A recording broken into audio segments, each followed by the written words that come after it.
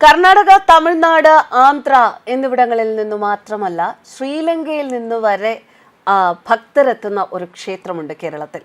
പരശുരാമൻ പ്രതിഷ്ഠിച്ച 4 അംബികമാരിൽ ഒന്നായ കൊടുങ്ങല്ലൂർ അമ്മയുടെ ക്ഷേത്രം, മലയാളക്കരയിലെ ആദ്യത്തെ ഭദ്രകാളി ക്ഷേത്രം. കേരളത്തിൽ പ്രചാരമുണ്ടായിരുന്ന 64 ഭദ്രകാളി ക്ഷേത്രങ്ങളുടെ മൂലക്ഷേത്രം കൊടുങ്ങല്ലൂരമ്മ ആണെന്നാണ് വിശ്വാസം. ആൽമരങ്ങൾക്ക് നടുവിലാണ് ഭഗവതി കുടികൊള്ളുന്നത്. ശിവക്ഷേത്രമാണെങ്കിലും പ്രശസ്തിയും പ്രസക്തിയും ഭദ്രകാളിക്ക് തന്നെയാണ്. ശിവൻ കിഴക്കോട്ടും ഭദ്രകാളി വടക്കോട്ടുമായിട്ടാണ് ദർശനം നൽകുന്നത്. അടികൾമാരാണ് പ്രധാന പൂജാരിമാർ. എന്നാൽ പൂജ നിർവഹിക്കുന്നത് നമ്പൂതിരിമാരാണ്. കേരളത്തിൽ തൃശൂർ ജില്ലയിൽ കൊടുങ്ങല്ലൂരിലുള്ള ക്ഷേത്രമാണ് ശ്രീ കുരുമ്പ ഭഗവതി ക്ഷേത്രം. ലോകാംബിക ക്ഷേത്രം എന്നും അറിയപ്പെടുന്നു. കേരളത്തിൽ ആദിപരാശക്തിയെ ആദ്യമായി കാളി രൂപത്തിൽ പ്രതിഷ്ഠിച്ചത് കൊടുങ്ങല്ലൂരിലാണ്. കേരളത്തിലെ മറ്റ് 64 ഭദ്രകാളി ക്ഷേത്രങ്ങളുടെ മാതൃക്ഷേത്രമായാണ് കൊടുങ്ങല്ലൂർ ഭഗവതി ക്ഷേത്രം കണക്കാക്കപ്പെടുന്നത്. കൊടുങ്ങല്ലൂർ അമ്മ എന്ന പേരിൽ ഇവിടുത്തെ ദ്രാവിഡ ശക്തയെ ഭഗവതിയായ ഭദ്രകാളി അഥവാ മഹാകാളി കേരളത്തിൽ പ്രസിദ്ധിയാണ്. വടക്കോട്ട് ദർശനം. കേരളത്തിലെ മുഖ്യപ്രതിഷ്ഠ ആദിപരാശക്തിയുടെ അവതാരമായ ഭദ്രകാളിയാണ്. വരിക്കപ്ലാവിൽ നിർമ്മിച്ച വിഗ്രഹത്തിന്റെ ദർശനം വടക്കോട്ടാണ്.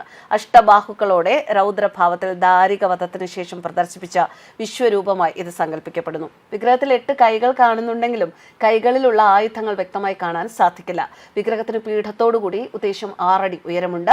വലത്തെ കാൽ മടക്കി ഇടത്തേത് തൂക്കിയിട്ട രൂപത്തിലാണ് ഇരിപ്പ്.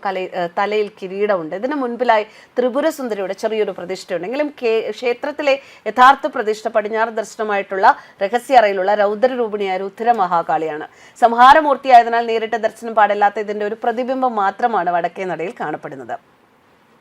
ശ്രീകോവിലിനുള്ളിൽ പടിഞ്ഞാറ് ദിക്കിലേക്ക് ദർശനമായിട്ടുള്ള രഹസ്യ അറയുടെ കവാടത്തിനു മുന്നിൽ എല്ലായ്പ്പോഴും ചുവന്ന പട്ടു വിരിച്ചു മൂടിയിരിക്കും. പടിഞ്ഞാറ് ദിക്കിലേക്ക് ദർശനമായി അഷ്ടബന്ധമിട്ട് ഉറപ്പിച്ചതും സ്വർണ്ണഗോളക കൊണ്ട് പൊതിഞ്ഞതുമായ രുദ്ര മഹാകാളിയുടെ അർച്ചനാ ബിംബവും പ്രഭാമണ്ഡലവും പ്രതിഷ്ഠിച്ചിട്ടുണ്ട്.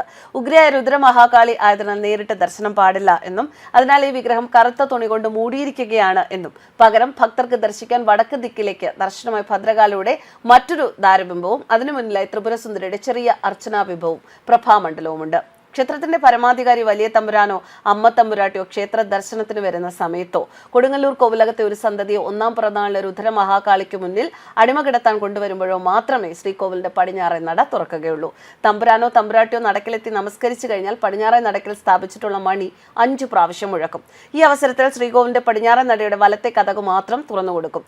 തമ്പുരാൻ നമസ്കരിച്ച് എഴുന്നേൽക്കും മുൻപ് നട അടച്ചു കഴിയും. ഇതാണ് കൊടുങ്ങല്ലൂരിന്റെ വിശേഷങ്ങൾ. News desk കർമ്മസ്.